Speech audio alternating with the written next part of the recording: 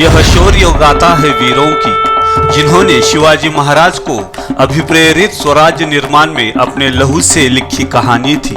जब संपूर्ण भारत भूमि परकीय ताकतों से काबिज थी, महाराष्ट्र की भूमि से स्वराज्य की तोप दागी थी। निजाम, मुगल, पोर्चुगीज, अंग्रेज और कई विदेशी ताकतों से मुट्ठी भर वीरों ने कई लड़ाइयों में इन्हें धूल चटाई थी। यह शौर्य गाथा है उन वीरों की। राजस्थान और दिल्ली की तरह महाराष्ट्र का गौरव भी काफी सराहनीय है। महाराष्ट्र, कोल्हापुर, पन्हाळा किला दक्कन क्षेत्र में सबसे बड़ा किलों में से एक है और यह महाराष्ट्र के पन्हाळा में स्थित है। यह किला सह्याद्री पहाड़ी श्रृंखला से गुजरते समय दिखाई पड़ता है, जो महाराष्ट्र में आंतरिक बीजापुर से तटीय क्षेत्र तक जाने का प्रमुख व्यापारी मार्ग है। इसे प्रमुख स्थान के कारण यह दक्कन में हुई कई लड़ाइयों का केंद्र था, जिनमें मराठा, मुगल और ब्रिटिश ईस्ट इंडिया कंपनी समेत और भी शक्तियां शामिल थी। इनमें से सबसे प्रमुख लड़ाई पावनखिंड की थी। किले का निर्माण 1178 और 1209 के बीच में बनाया गया था। शिलाहार शासक भोज द्वितीय द्वारा निर्मित 15 किलों में से पन्हाळा एक किला था। अंधार बावड़ी, आदिल शाही द्वारा अंधार बावड़ी मतलब छिपे हुए कुएं के रूप में जाना जाने वाला एक 3 मंजिली ढांचा बनाया गया था। इसकी सीढ़ियां काफी घुमावदार। यहाँ छिपा हुआ कुआं किले को पानी का प्रमुख स्रोत है। इस बावड़ी के अंदर कई छुपे हुए मार्ग स्थापित है, जो कि किले के बाहर सैनिकों का नेतृत्व करते हैं। सन 1209 से 1247 में राजा भोज देवगिरी के सिंघाना से हार गया था और किला बाद में यादवों के हाथ में चला गया था। 1489 में बीजापुर के आदिल शाह राजवंश की स्थापना पर पन्हाळा किला बीजापुर के अंतर्गत आया था और बड़े पैमाने पर इसकी किलेबंदी की गई थी। उन्होंने किले की मजबूत तटबंदी और प्रवेश द्वार का निर्माण किया। किले में कई शिलालेख इब्राहिम आदिल शाह के शासनकाल का उल्लेख करती है। 1659 में बीजापुर सुल्तान के सेनापति अफजल खान की मृत्यु के बाद शिवाजी महाराज ने बिजली के तेजी के साथ कोल्हापुर के इलाके एवं पन्हाळा किला बीजापुर सल्तनत से जीत लिया। यह है 3 दरवाजा। 3 दरवाजा किले के 3 दोहरे प्रवेश द्वारों में से एक है और 4 दरवाजा और वाहक दरवाजा अन्य। ब्रिटिश घेराबंदी के दौरान 4 दरवाजा नष्ट हो गया था।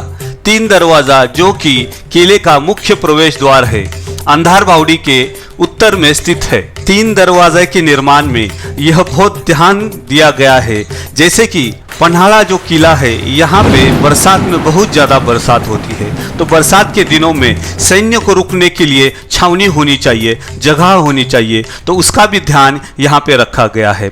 इस फोर्ट में जो है, जो 3 दरवाजे में बहुत ज्यादा सैन्य तैनात किया जा सकता था। यह एक डबल गेट है जिसके बीच में कोर्ट है। 1660 में बीजापुर के आदिल शाह द्वितीय ने शिवाजी महाराज से किले वापस जीतने के लिए एवं उन्हें पकड़ने के लिए सिद्दी जोहर की कमान में अपनी सेना भेज। बीजापुर के सेना के उपद्रव से अपने राज्य को बचाने के लिए शिवाजी महाराज ने कोल्हापुर को ही चुन लिया और पन्हाळा में अपना डेरा डाल दिया। सिद्दी जोहर ने पन्हाळा किले को घेराबंदी की।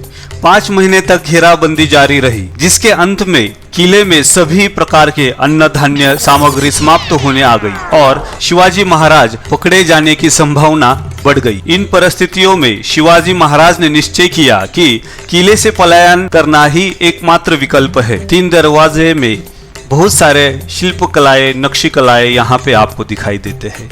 बहुत ही अप्रतिम यहाँ पे नक्शी कलाएं बनाई गई है। अनेक राजाओं ने यहाँ पे राज किया और अपना अस्तित्व अपने कला के रूप में यहाँ पे छोड़ गए। किले के अंदर यह पानी का कुआं भी है जो पीने योग्य है। शिवाजी महाराज ने अपने विश्वसनीय सेनापति बाजी प्रभु देशपांडे और कुछ मावलों के साथ सैन्य के साथ सिद्दी जोहर के सेना को चकमा देके पन्हाळा किले से पलायन हो गए। इस योजना में शिवा काशिद जो एक नाई था, बहुत ही महत्वपूर्ण कार्य किया। वे शिवाजी महाराज की तरह दिखते थे। उन्होंने शिवाजी महाराज के कपड़े पहन और कुछ सैन्य के साथ भागते हुए पकड़े जाने की योजना को अंजाम दिया। दूसरी ओर शिवाजी महाराज दिंडी दरवाजे से विशालगढ़ की ओर निकल गए। शिवा काशिद की पहचान होने तक शिवाजी महाराज घेराबंदी से बाहर हो गए थे।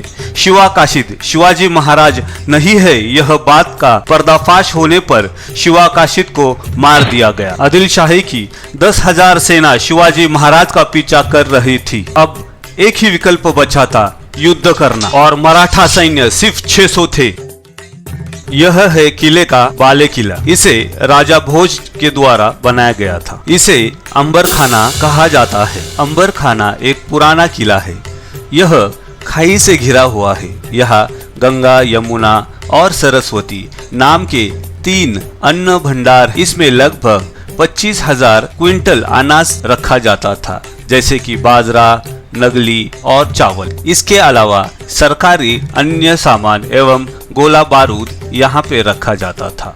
बाजी प्रभु देशपांडे घोड़खिंड में रुके रहे और सिर्फ मात्र 300 सैन्य के साथ आदिल शाही सेना का सामना किया और छत्रपति शिवाजी महाराज को विशालगढ़ में भेजा और कहा कि जैसे ही आप वहां पे जाते हो तोपों की आवाज कीजिए। बड़े वीरता के साथ बाजू प्रभु देशपांडे आदिल शाही सेना के साथ लड़ते रहे जब तक कि 3 तोपों की आवाज सुनाई नहीं देती। और जैसे ही विशालगढ़ के ऊपर छत्रपति शिवाजी पहुंचते हैं और वहां से तोपों की आवाज करते हैं, उस समय पे बाजी प्रभु देशपांडे नीचे गिर जाते हैं। ऐसे वीर इस महाराष्ट्र की भूमि से पैदा हुए हैं।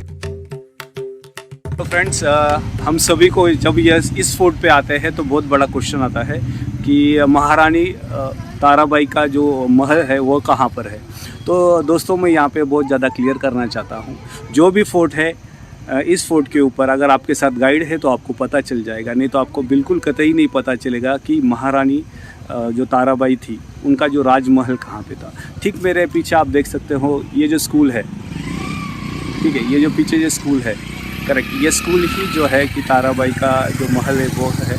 और इसको अभी प्राथमिक विद्यालय यहाँ पे बनाया गया है। तो चलिए देखते हैं। यह है महारानी ताराबाई का महल। महारानी ताराबाई 1700 से 1708 तक भारत के मराठा साम्राज्य की प्रतिनिधि थी। वह राजाराम महाराज की रानी थी और साम्राज्य के संस्थापक शिवाजी महाराज की बहू थी। वह अपने पति के मृत्यु के बाद मराठा क्षेत्र के मुगल कब्जे के खिलाफ प्रतिरोध को जीवित रखने और अपने बेटे शिवाजी द्वितीय अल्पवयीन होने के दौरान रेजिमेंट के रूप में कार्य करने में उनकी भूमिका के लिए प्रशंसनीय है। महारानी ताराबाई के शासन में पन्हाला किला यह राजधानी भी रह चुका है। महल के सामने यह आंगन और उसमें यह मंदिर भी है।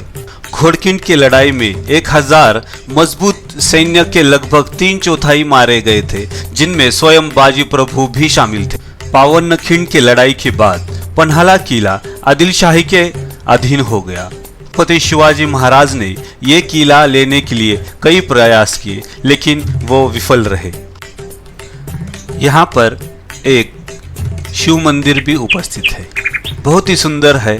यहाँ पे आप देख सकते हो नंदी बैल और इसके सामने यह मंदिर।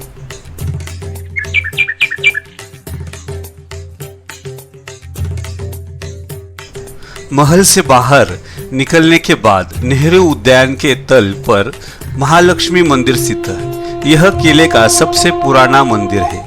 इसके निर्माण के आधार पर यह लगभग 1000 वर्ष पूर्व का होना चाहिए। भीतर आपको सुंदर ऐसी महालक्ष्मी की प्रतिमा यहाँ पे दिखाई देती है।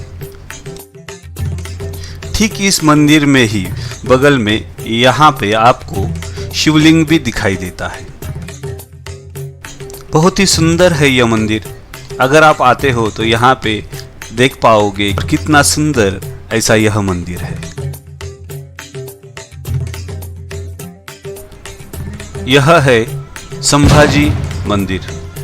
दिव्य भव्य ऐसा प्रवेश द्वार यहाँ पे दिखाई देता है। जैसे ही आप भीतर जाते हो तो एक अप्रतिम और बहुत ही प्राचीन मंदिर यहाँ पे दिखाई देता है। ये सामने आपको तोफ और ये भीतर जाते समय आप देख सकते हो कि किस प्रकार की कला यहाँ पे दिखाई देती है। ये लगभग 1000 साल तो पुराना होगा ही।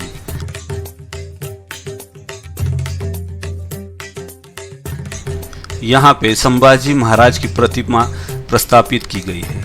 दीवार के ऊपर आप देख सकते हो कितना सुंदर शिल्पकला यहाँ पे है। यहाँ पे एक शिलालेख भी है छत्रपति शिवाजी महाराज का राज्याभिषेक होना था, फिर भी अभी तक पन्हाड़ा स्वराज्य में शामिल नहीं था। इसलिए उन्होंने कोंडाजी फर्जन को भेजा। सिर्फ 60 लोगों के साथ कोंडाजी फर्जन ने यह किला जीत लिया। के बाद यह किला मराठा शासन के अधीन ही रहा। सोमेश्वर तालाब, यह किले के पास एक बड़ा तालाब है। झील के किनारे सोमेश्वर मंदिर है। महाराज और उनके हजारों भक्तों ने इस मंदिर में लक्ष फूल चढ़ाए हैं।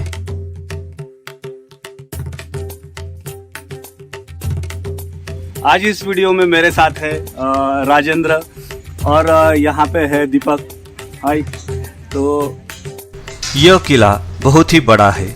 इसे एक दिन में देखना नामुमकिन है, इसलिए आप कुछ प्रमुख जगह पे यहाँ पे जा सकते हो। दोस्तों, अगर ये वीडियो आपको अच्छा लगा हो तो प्लीज़ लाइक कीजिए, और बहुत अच्छा लगा हो तो अपने दोस्तों के साथ शेयर कीजिए।